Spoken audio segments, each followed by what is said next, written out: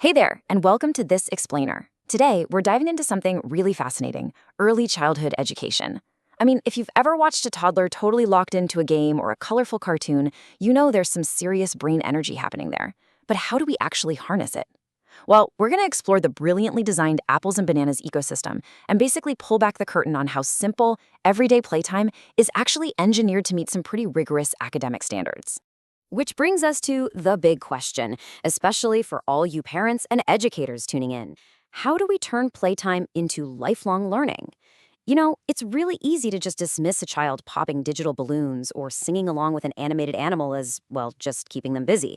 But as we're about to see, when it's designed right, we really need to view these everyday toddler moments as absolutely vital developmental milestones.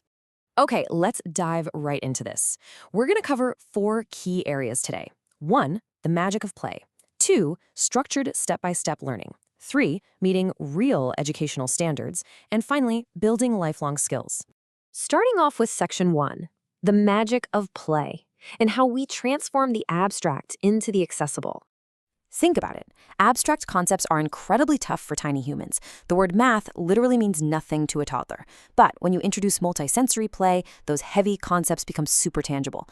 A perfect example is the popular animated nursery rhyme Ek Motsa Hati, which translates to one fat elephant. It's a really rhythmic Hindi song where one elephant is playing and then calls another to join, so then there are 2, then 3. It's basically a Trojan horse for learning. Through the rhythmic singing, kids are actively counting and doing sequential addition without even realizing they're doing math. It's just brilliant. And hey, it's not just music doing the heavy lifting here. Tactile, hands-on play tools are huge. Things like number jigsaw puzzles, number tracing, balloon pop games, or interactive storytelling, like the 3 Little Pigs. Tactile interactions are everything. When a kid taps to pop a balloon, they're mixing physical excitement with counting. Or when they trace a number with their finger, they're actually strengthening foundational spatial awareness and fine motor skills. To them, it just feels like playtime, but those cognitive gears are turning at absolute top speed. Moving on to section 2, structured step-by-step learning, or what we like to call the hidden architecture. Now, this is where we shift away from just the colorful surface of play and look at the actual architecture guiding a child's progress. What's really interesting here is the stark contrast in screen time. We all know the passive, unstructured kind, right? No clear path usually just leads to frustrated, overstimulated kids. But the apples and bananas approach uses structured learning modules. It's a completely personalized path featuring multisensory engagement. Every single progression step is entirely purposeful. So, let's look at exactly what that progression looks like, using language learning as an example.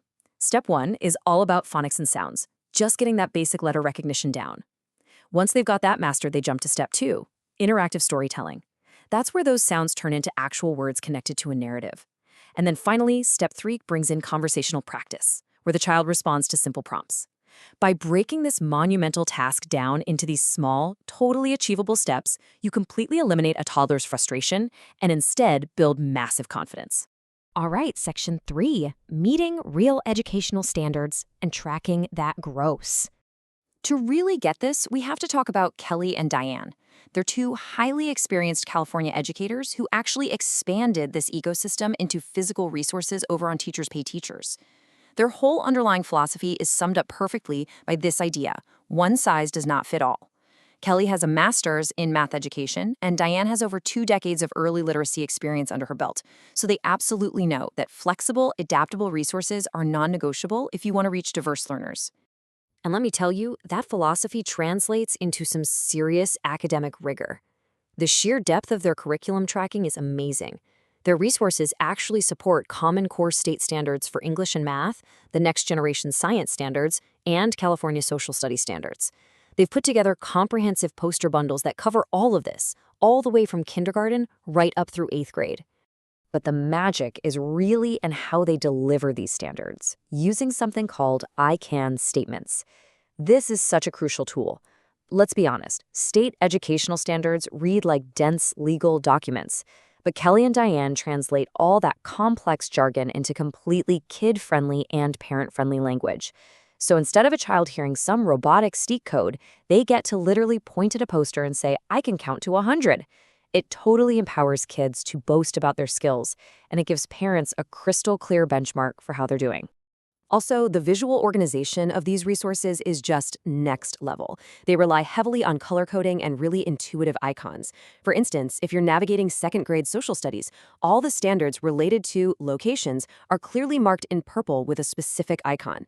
This visual design system is a lifesaver. It saves teachers precious time and makes absolutely sure that no standard falls through the cracks during a crazy busy school year. Which brings us to our final section, Section 4, Building Lifelong Skills, specifically problem solving and critical thinking. So we've talked a lot about the ABCs and 1, 2, 3s, but how do these basic blocks actually forge complex reasoning? Well, the crucial point is how structured play evolves as a child grows. Just look at the breakdown. You've got puzzles that demand strategy, what would you do scenarios, and even science simulations. This kind of interactive storytelling literally forces kids to analyze cause and effect and start making their own choices, all within a safe environment. But here is the ultimate takeaway, and this is absolutely key for parents and educators. The digital world has to connect to the real world. You have to reinforce these modules physically. Count real toys together. Go outside and find patterns in nature. When you're reading a story on an app, pause it and ask, hey, what do you think happens next? Digital learning is just exponentially more effective when you pair it with real-world, face-to-face conversations. Which leaves us with a pretty provocative thought. Are we underestimating the immense power of a child's play when it's built upon a hidden foundation of rigorous educational standards? Honestly, when we look at an ecosystem like apples and bananas, where singing a simple song about an elephant is secretly teaching addition, and colorful posters are translating massive state requirements into little I can victories, we realize play isn't the opposite of learning at all. It's the engine of it. I really hope this explainer totally reshapes how you look at the games, apps, and resources your kids interact with every single day. Thanks for learning with me, and I'll catch you next time.